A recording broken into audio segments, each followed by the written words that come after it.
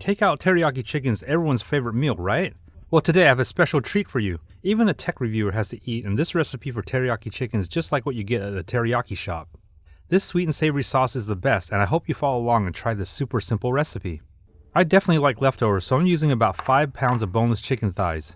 And for the teriyaki sauce, there are only 5 ingredients, with one of them being water. But before we get to the sauce, let's start by marinating the chicken with about a quarter cup of Japanese soy sauce per 2 to 3 pounds of chicken. It has to be Japanese soy sauce or it won't taste right. You can use the Sanjay low sodium soy sauce I have here or the Yamasa brand. I've tried both and the Yamasa is less expensive. I never really measure the marinade, so this doesn't have to be precise.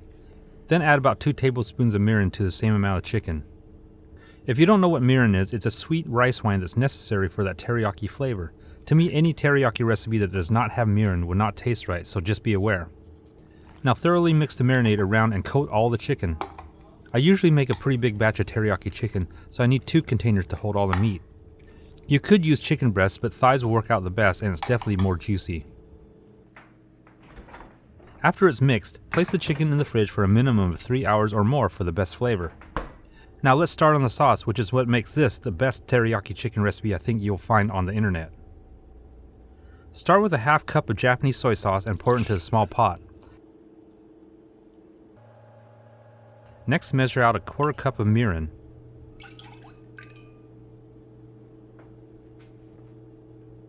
Then add a half cup of water.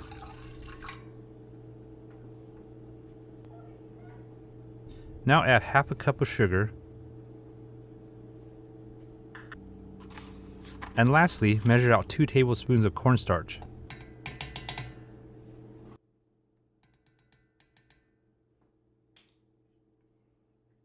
Use a whisk and mix the sugar and cornstarch until it's all dissolved.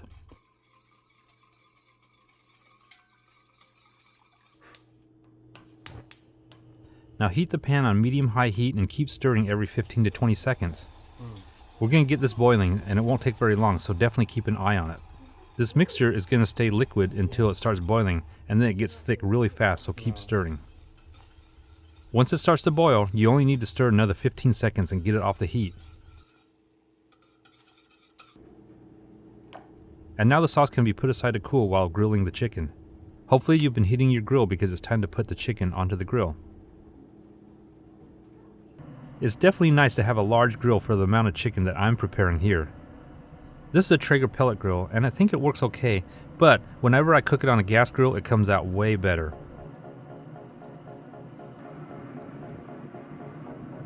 So I'm going to cook these about 15 to 20 minutes on each side or until they're done.